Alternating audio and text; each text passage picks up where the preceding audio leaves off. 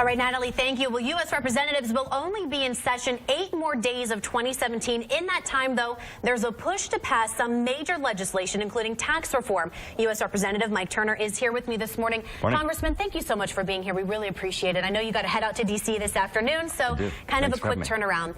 I first off just want to start with the middle class. What does this bill actually mean for viewers who are sitting at home watching right now? Well, this is an important transformation of our tax code. It simplifies it. It also increases the personal deduction, and that's important for people in the Miami Valley. For example, the average family of four making $59,000 a year is going to see an extra $1,000 that they'll get to keep and not have to send to the federal government. They can use that money for home repairs, for assistance to their kids to college. This is going to be an opportunity to change the code in a way that it's not been in a long time. Also, it's a job-producing code. When I go to businesses here locally, they'll tell me all the time, if I had tax relief, I'd be able to buy a new piece of equipment, hire new people. So we're going to see both the economy take off and additional dollars in people's pockets. What do you think about the corporate tax rate, though? That's kind of been a sticking point. Right now, the proposal is 20%, but the president over the weekend has now said he'd go up to 21, even 22%. Is that something that could boost the U.S. economy as well? Well, it's a significant reduction in the overall corporate tax rate because we're anti-competitive. Internationally, if you look around the world, our tax rate is one of the highest. So people don't want to invest here. Even U.S. companies who look at our tax system, and this is part of what sends jobs offshore. So by changing that, we'll bring jobs back and keep jobs here. Now, the president, in saying that, it's part of the negotiations over the next several weeks that we'll see. The real question is, if you raise the rate from 20 to 21 or 22, where is that investment? And I think that's what the discussion was with Marco Rubio's bill in the Senate, is how do we make certain that that will both produce jobs, but also help the American public. Is this something that you think, I know that you're heading there this afternoon because the discussions are going to start.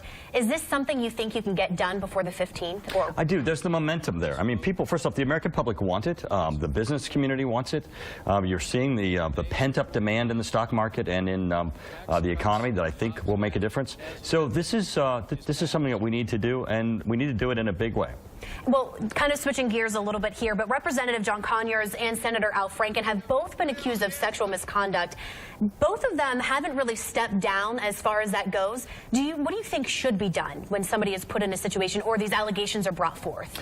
Now, certainly, there's a case-by-case basis, but as you know, I lead actually the Sexual Assault Prevention Caucus for the military and the Department of Defense, and there's a lot of things that we've learned. And first off, what we've learned is that when you have circumstances like this, it's never just one person. Other people know, other people are complicit.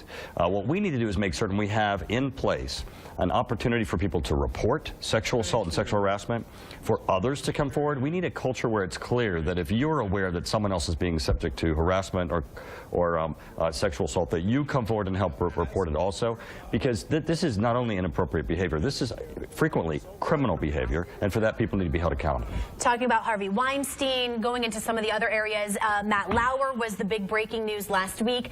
They have all been fired or stepped down. Do you think that there's sort of a double standard, though, when it comes to politicians because they're not stepping down or they haven't resigned in this? Well, these two gentlemen, I think the cases are pretty strong enough that they need to step down.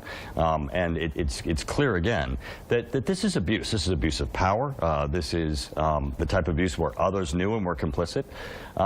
The thing that we're having here, though, is a shift in really looking at how do we put together a culture and an environment where people can be safe. And I think what's going to come out of this is not just that these two men will leave their positions, which ultimately I believe they would and they should, but also how do we change the system so that people can be safe, people can be protected, and people can come forward and stop this type of activity when they know that someone's undertaking it. Kind of switching gears yet again, because the big topic now, North Korea. Last week, UN Ambassador Nikki Haley said this brings us closer to war. He fired yet another missile. What do you think should be done in this situation? Well, this is very troubling, and I serve on the Armed Services Committee and I serve on the Intelligence Committee.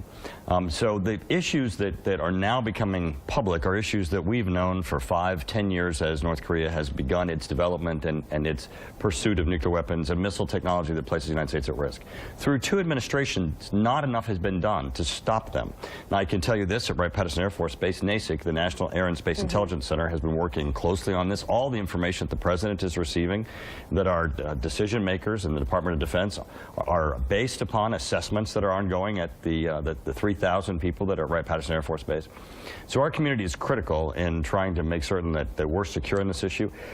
We cannot let North Korea to continue to place the United States at risk. This is not an individual that could be responsible for a bomb. We need to make certain that China has the appropriate pressure to help the United States resolve this issue. What are your legislative priorities? Well, I think we just passed the National Defense Authorization Act, which is important to Wright-Patterson Air Force Base. There's a number of provisions that are in this bill that will help the base directly, but it has not yet been funded. We've got to get the funding set. We're looking at doing a continuing resolution to just get us through the end of the year. But we need to make certain that the funding that we put in the National Defense Authorization Act for Wright-Pat and for our defense actually gets into the bill and helps support our men and women in uniform. Lastly, really quick, what do you want to say to your constituents who are watching right now at home? Well, this is certainly, I think, a critical time, both for our national security and also for our economy. We have some great opportunities to change. We can rebuild our military from the years of neglect and sequestration. We can give confidence back to our men and women in uniform that they're going to have the equipment that they need. And for the economy, I think we can get the stability back to give businesses the confidence they can invest and grow. And as we look into 2019 and 2020, we'll see a rising America. All right, Congressman, thank you so much for joining us this morning. We greatly appreciate it. Our time